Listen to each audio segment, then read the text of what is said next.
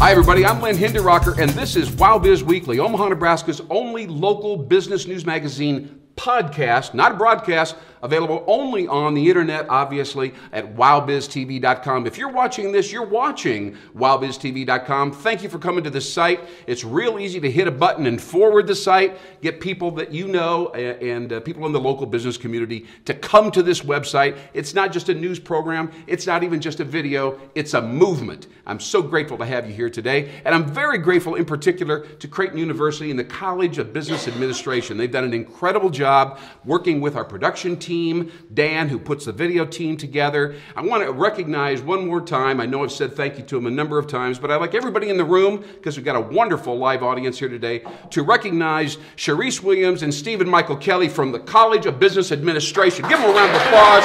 Yeah! Absolutely. Absolutely. Put a ton of effort and time into this thing, and I so appreciate it. We've got three guests for you today, very diverse. This is an eclectic show. We're going to cover a lot of ground rapidly, and I hope that you'll stick with us all the way. But as you know, you're watching us on a video player, so you can easily move the little control bar at the bottom of the video player and move forward or backwards. You don't want to really skip any of our guests, but you'll have the opportunity to move around within the show as much as you'd like. My first guest today is Susan Thomas. She's the executive director of the Omaha Creative Institute. Here she comes. Hello. How are you, dear? It's great to see you. morning.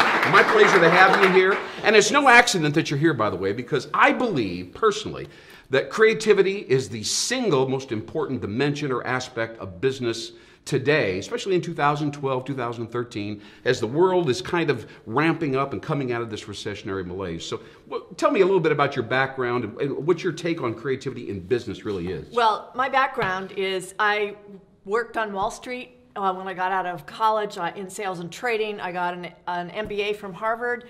I worked on Wall Street for another long period of time. And after about 20 years of financial services marketing, I worked at Ogilvy and Mather on the American Express account. Now we're talking. Now we're talking. So you got Harvard and Ogilvy and Mather. You got it right there. As far as I'm concerned, you got plenty of street cred. Well, I grew up in Nebraska. But then, and what really made a difference in my career was I was willing to take risks, or some people thought it was folly, if I saw an opportunity to go with it and not to, I worked at places like Merrill Lynch. People at Merrill Lynch worked at Merrill Lynch for their entire lives. They took, they'd go 2 steps at a time, every 2 years, a different job. I'd see something and I'd go off and do it. And at this point in my career, when I'm fortunate enough to run Omaha Creative Institute, I know that I am where I am because I took those chances when I was young. All right. And it doesn't mean you need to be brash, and although you do need to be bold. And when you need to be brash, do that. But Outstanding, outstanding. Well, let's talk about an application of creativity and as it relates to innovation. Let's just get that out of the way, because people will say, I don't care about creativity. I just want to make some profit and grind out the business.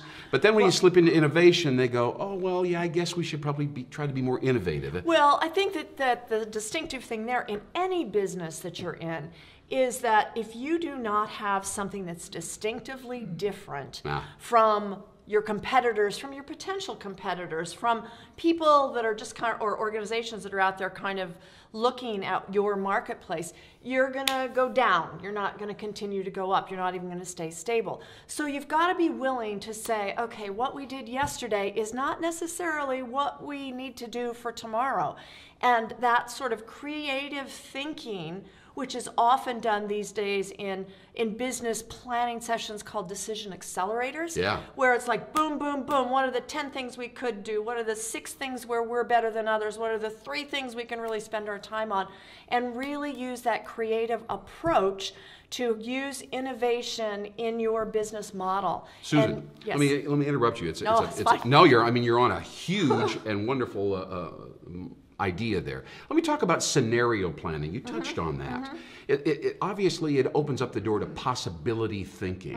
What could happen if this, and this happened? Right. And tell me a little bit about that. How important is that? How difficult is that? A lot of people say, well, I can't look into the future. I mean, how would I know? Well, it is actually based in a very traditional business analytical model, which is where you look at you've got 4 possibilities. If this, then this, or this. If this. And it helps you come to a decision of where you should put your resources, where you should put your strongest person power.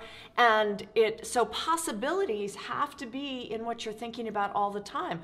If Omaha Creative Institute or Merrill Lynch or Ogilvy and Mather did what they did last year and only that, they would just die on the vine. Can I hear an amen from our live audience right back there? That's right. Absolutely. Absolutely. Thank you so much for sharing this with me. Let's talk a little bit about teamwork as we begin to wrap up here. What does creativity have to do with teamwork and people being interdependent and getting something done together? I've seen so many committees kind of devolve to the lowest common denominator. It's like, well, Harry doesn't get it, so we're going to have a couple more meetings before he gets it. Tell me how creativity can infuse those kinds of situations. I think that we have had the great opportunity to work with some of our largest local successful businesses here with specific teams from ConAgra, from Hy-Vee, from First National Bank, and they are groups of people with disparate points of view, with disparate backgrounds, and they have their managers have the foresight to recognize that if we can bring everybody together and not just do a planning session, bring them together, do glass blowing. No kidding. Teach them all how to play the ukulele. We were talking about business here for a second, and now we're talking about learning the ukulele. Are you serious? Well, because if you're okay, so I'm an accountant and you're a marketing person. All right. You think that the way I look at things is just trying to stop you from doing what you're doing. Very good so far. Okay. I'm with you. Yeah, keep going. So let's go blow glasses. Let's go blow glass today. I see. What we do, we realize that people have different strengths. People have different ways of looking at every process, every opportunity that you have, and that whole environment of team building can really help back in the office when you are working on your more typical day-to-day event, because you get to know people differently and you get to see their strengths and weaknesses differently. In a different context. In a different context, which can be applied to your day-to-day work life. By the way, that leads us to this highly innovative environment that we're in today, right? Oh, we are. The Halo Institute and the Mastercraft building here in Omaha, just on North 13th Street. We invite you to join us at the next taping, by the way, which happens to take place October 12th, 8 a.m. sharp. We got the rooms full of bright Creighton business students. Thank you so much for joining us, Susan Thomas. Thank you, Lynn. From the Omaha Creative Institute. And where are you located exactly again? Close by, 1516 Cumming Street, which is the tip-top building. A lot of Creighton students live in those condos up there. And we have a workspace within Alley Pointer Maquetto architecture. Oh, sure. They have creative collaborators. There are 5 small business or organizational entities that work in there that are sort of invited to rent space, basically. But it means that we're a small group of 5.